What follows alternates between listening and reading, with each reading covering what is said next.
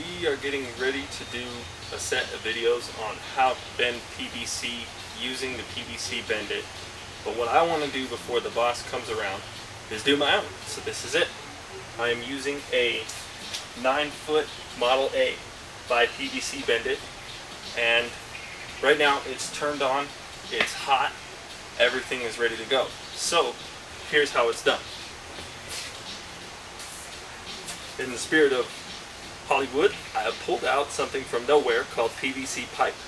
This is blue pipe, but it's just the same as any other PVC. It's no different whatsoever. Schedule 40. And it's cool. So here's how you do it. You put the pipe on the bender.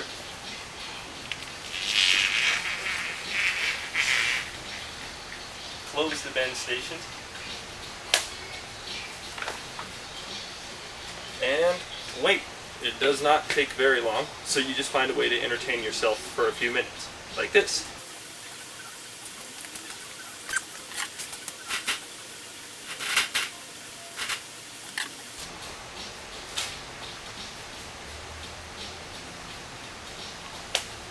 Turn the pipe every few seconds to make sure that you don't burn it on one side or the other on the inside, and to try to keep producing grill lines on it.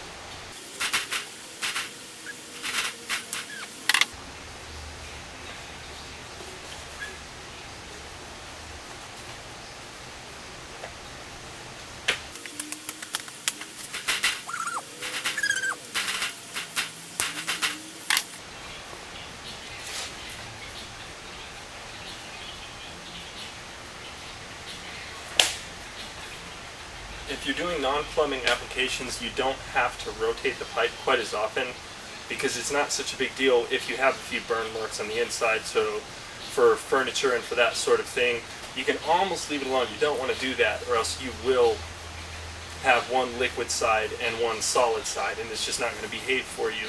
But it's not as important to turn it all the time. Now, if you're doing a plumbing application, you want to make sure that you turn this pipe about every 15 seconds through the whole bend process. And it also helps to turn the pipe because then you're going to know when it's actually ready to do what you want to do with it.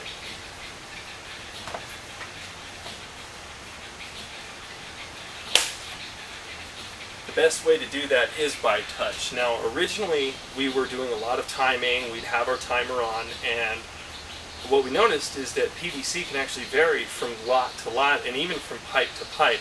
And plus all of the conditions around you, barometric pressure, humidity, all of those things, ambient temperature, will be changing as the day goes by, so that what works for one pipe at 9 a.m. might not work for a different pipe at noon. And then by 4 p.m. you're going to have different conditions again. And all of these things do come into play while you're bending. So it's important to just keep an eye, keep a finger on it, and when you feel that it's right, you're ready to go.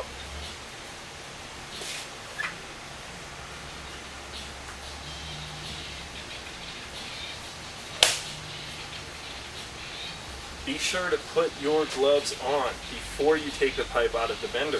The thing is hot. PVC softens at about 220 degrees, which is hot enough to burn you.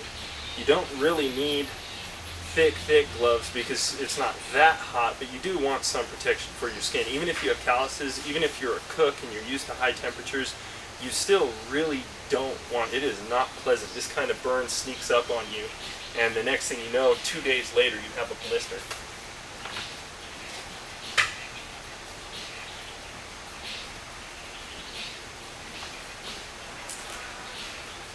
So this is that rigid pipe that, well, I mean, there's no cuts. You see, this is that same pipe. And this bend doesn't actually have a real purpose. I'm not too concerned how it comes out. It's really just to demonstrate what you need to do. And in future installments, we'll definitely get into some applications, because once you can turn a PVC pipe into something like this, it opens up doors. There are a lot of different possibilities for the material that, when it was just that straight thing, you got what you got. But this now is what you make it. So I'm just going to put it down.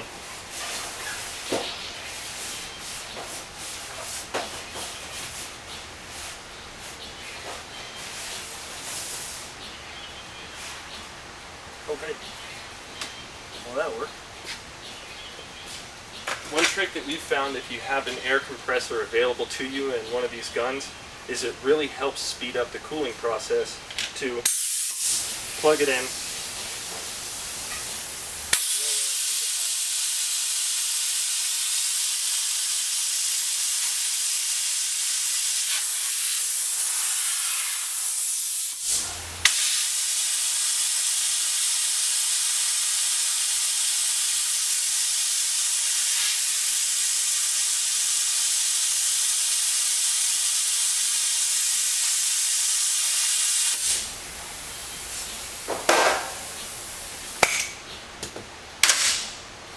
Another method to be found is using a wet sponge, which also works very well, but one thing you need to watch out for is not to get that water on your gloves, and make sure you're using waterproof gloves, because once you soak the fabric and go back and touch the pipe, it will conduct the heat to your skin much faster, and again, it is not pleasant. That puts you in steam burn territory. So see where right now it's starting to kind of harden up a bit, and it's still got some flexibility. At this point, you could fine-tune the bend. And we'll get into forming processes and things in the future. This is strictly a pointless bend. The only point is to show how flexible it gets.